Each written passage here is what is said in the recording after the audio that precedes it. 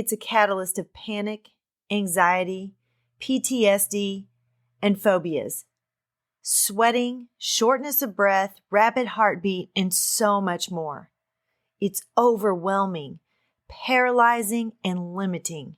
It is fear. Today, let's talk about getting past that fear, even if you have to do something scary.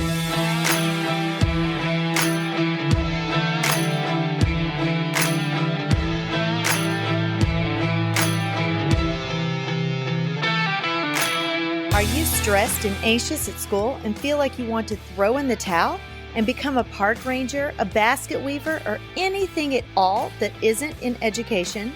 Or are you just ready to move into a different type of job in education? Do you have interests and ambitions that you want to pursue, but feel like you don't know how to take that next step? Maybe you want to work from home or own your own business and own your own time, but don't know what to do or how to do it. Welcome to Empowered Educator. Maybe you're ready to leave your classroom job and move into administration. Maybe you want to leave public education completely and pursue a career that keeps you in the field of education, but is different than what you're doing now. Maybe you just want to make more money or work from home, but you're just not sure about the options that are out there. Hey friend, I'm Melinda, an educator, entrepreneur, coffee, and Jesus lover. When it was time for me to leave the classroom and pursue something different, something more, I knew it completely, and I had no doubt that God was telling me to move forward and to trust Him. And now my mission is to empower you to dig deep and know what options are available for teachers ready to transition from the classroom, educators ready to try something different, and educators ready to retire and pursue that second career. Imagine working in a career that sets your soul on fire, or working from home in a career you love, and scheduling your entire day your way. If you're ready to make that change and pursue a different path in your educational career, then you're in the right place. Friend, let me show you how to make a change in your life and pursue your true passions with a position that you love while using your God-given gifts and talents to persevere toward your personal and professional goals. So grab your coffee or tea, your notebook and pen, and relax in your favorite spot. Friend, it's time to dig deep, take notes, and grow yourself and choose your next career path. A long time ago, I wrote a blog post, and it was called Embracing Fear. I recently found most of that information, and I pulled it out, and so much of it is relevant right now at this particular time. Of course, I reworded it a little bit so it fits this situation and fits your situation, but it is still so relevant for me and for so many of you right now.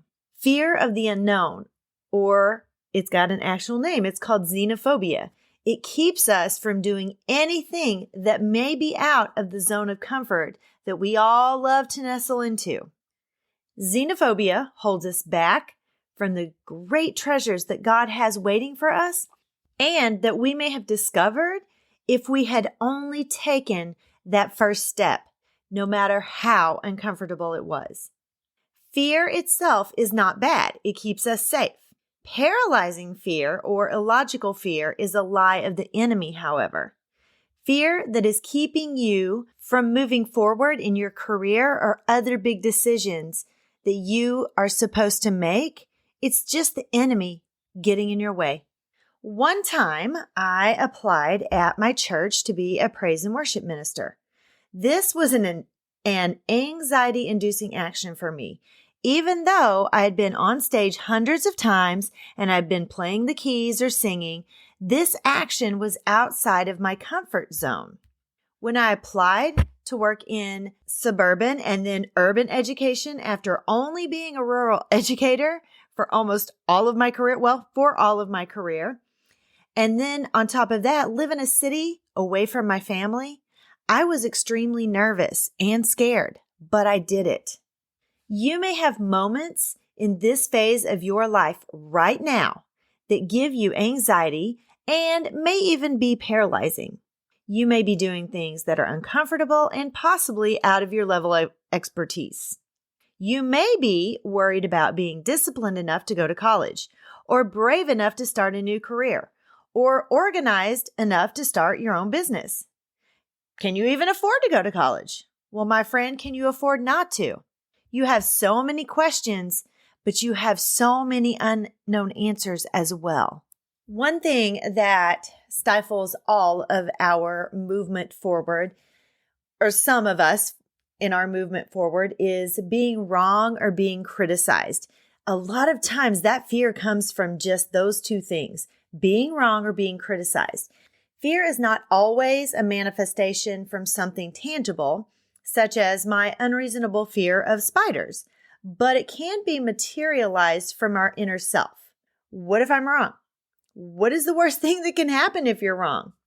My fear of being a praise team leader was not about my ability to play keys or sing well, but the thought that others may see me mess up. If I do, then others may be critical of my efforts. I decided that I would seek criticism as a way to grow myself.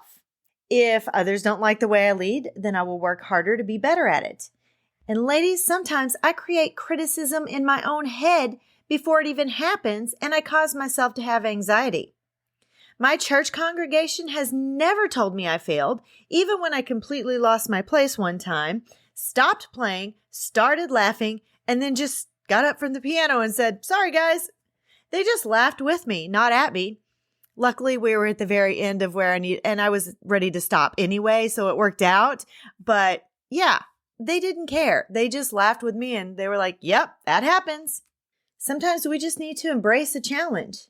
Realizing and embracing fear leads to change. Remember that I said I had an unreasonable fear of spiders? A while back, a little tiny jumping spider was in our bay window. I noticed that there were fly remains in the window also. I decided that since the spider was earning her keep, and let me tell you how I know she was a girl. Well, she had about 50 little babies and they were crawling all over my houseplants, but I let her stay. And for some reason, I began to check on them every day. I even found a little soda bottle cap and I put water in it so that they wouldn't die of thirst. And my boys gave the mama a name. It was a weird name and it was actually a boy's name. I think one was Hank and I can't remember. We had two and I don't even remember what the other one was, but I think Hank was one of them. I think it was Tom. So we had Hank and Tom, not at the same time. But so this is two events of having spiders that had babies in my window.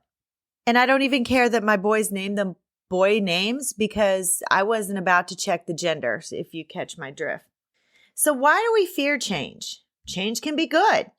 If you look for the good in it, you're going to find it. We fear change because it's uncomfortable, guys. I had to make myself uncomfortable by letting the spiders live in my house where I knew at any moment they could crawl into my bedroom and kill me in my sleep. Now, I might be being just a little bit dramatic on this point, but you get my gist. 2 Timothy 1:7 says, "For God gave us a spirit not of fear, but of power and love and self-control." Guys, we have to overcome that fear of change. We need to get outside of our comfort zone. I want you to get outside of your comfort zone. I already did. I let spiders live in my house. Give yourself some encouragement. Start small, like jumping spider kind of small. It doesn't have to be this grand gesture of whatever the opportunity presents to you. You can start small.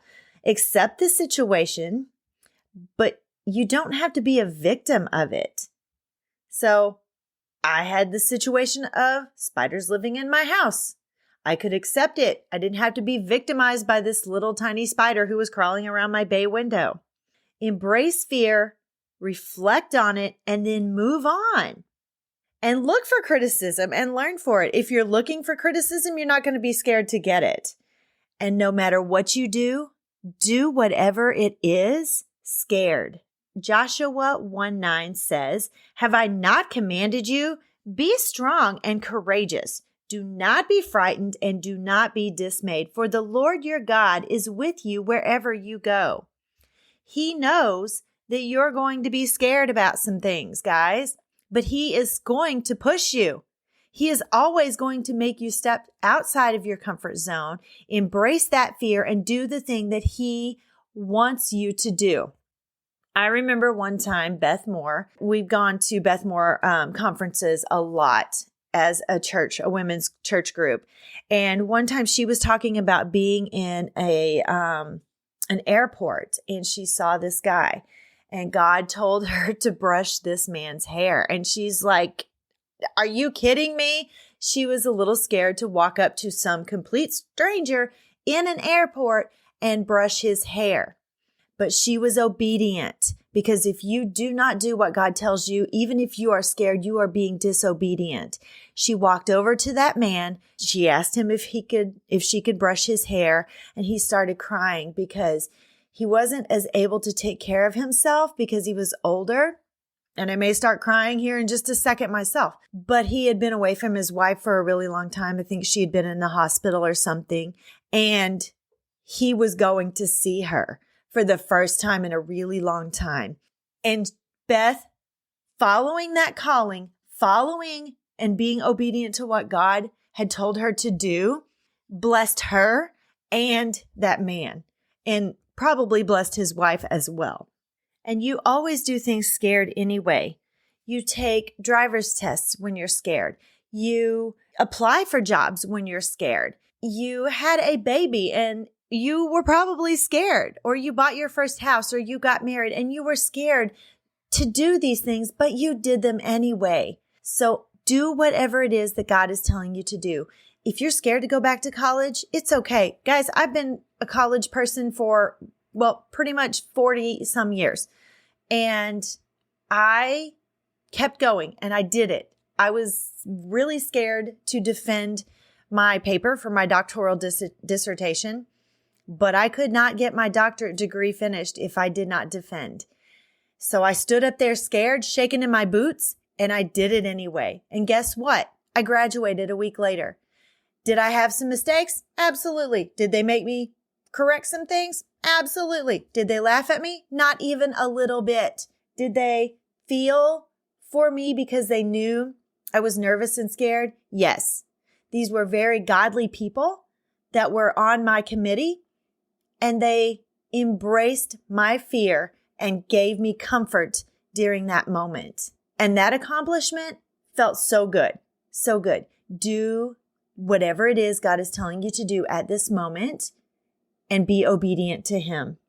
You are responsible for your own emotions and your own positive self-talk. So talk yourself into it, get out there, and get the thing done.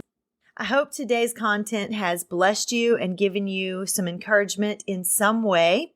I would love it if you would hop on over to Apple Podcasts or Apple iTunes and leave me a rating or review. That's the only way that I get noticed, is if you guys help get me bumped up there and people can find me easier. And I would love to read your review on the show. And don't forget to hit that subscribe button so you never miss an episode. I would love to help you get clear on your calling. I would love to help you identify the talents and gifts that God has given you. And I would love to help you realize what your passions are and where your interests and talents, your passions, and those God-given talents that He gave you, where they mesh. So you know what options are out there. And I can do that if you connect with me. You can email me at melvandevort, that's MELVANDEVORT @gmail.com. And of course, that link will be in the show notes. And I also have an empowerment session link that you can click on and schedule an empowerment session with me. So I hope you have an amazing day. Thank you for tuning in. And as always, I hope that the Lord blesses and keeps you, that His face shines upon you, that He is gracious to you, that He lifts you up and gives you peace. Bye-bye, my friends.